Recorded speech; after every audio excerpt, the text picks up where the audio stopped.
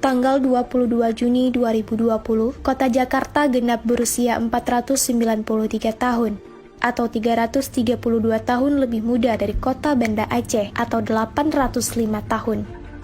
Ibu kota negara Indonesia itu didirikan oleh seorang putra Aceh bernama Fathahillah. Yang ternyata, kontribusi Aceh untuk RI bukan hanya menyumbangkan 2 pesawat terbang dan kapal laut sebagai modal awal Indonesia ketika baru merdeka atau bahasa Pase yang dijadikan lingua franca, tapi juga mendirikan ibu kota negara ini.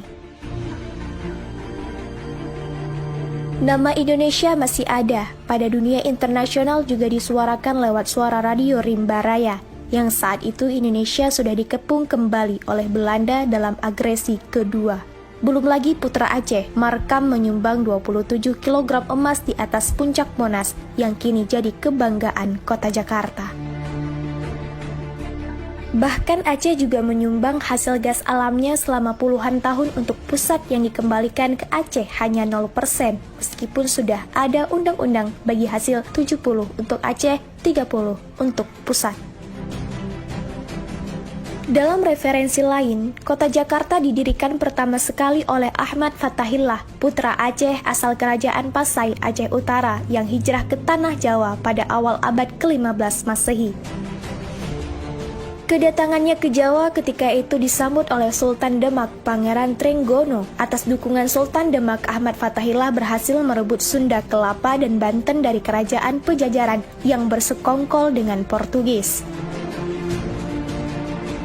Penyerangan Fathahillah ke Pejajaran memperoleh 2 kemenangan sekaligus. Selain berhasil merebut Sunda Kelapa dari kerajaan Pejajaran, juga berhasil mengusir Portugis dari Sunda Kelapa, daerah taklukannya.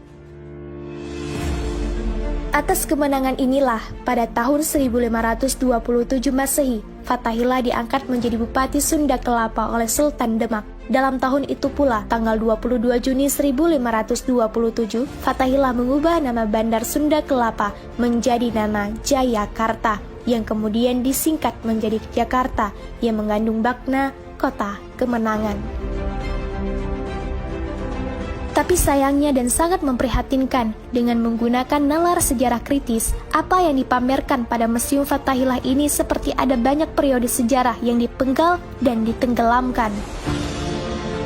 Sebab sejarah Jakarta yang diinformasikan dan dipamerkan hanyalah informasi masa prasejarah hingga masa kolonial. Tidak adanya kita temukan periode sejarah Jayakarta semasa Fathahillah.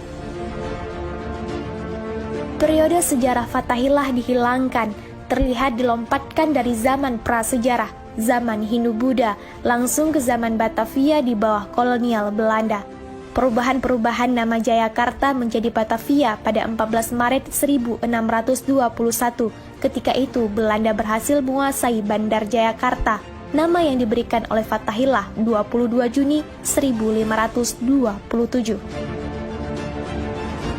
Penamaan Batavia oleh Belanda untuk mengganti nama Jayakarta adalah untuk mengenang suku Batavier, sebuah suku tertua di Belanda yang terdapat di lembah sungai Rhein yang dianggap sebagai leluhur orang Belanda.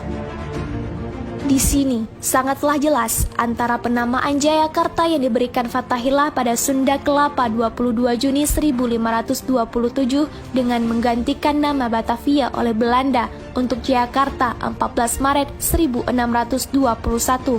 Berarti selama 1 abad sejarah Jakarta dipenggal ceritanya dari sejarah Fathahillah.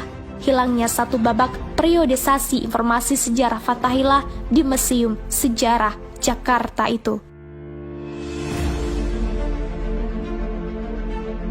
Berarti sekaligus menghilangkan informasi sejarah peranan Fathahillah sebagai pendiri kota Jakarta yang berasal dari Aceh. Memang kita tidak tahu apakah ini sengaja dihilangkan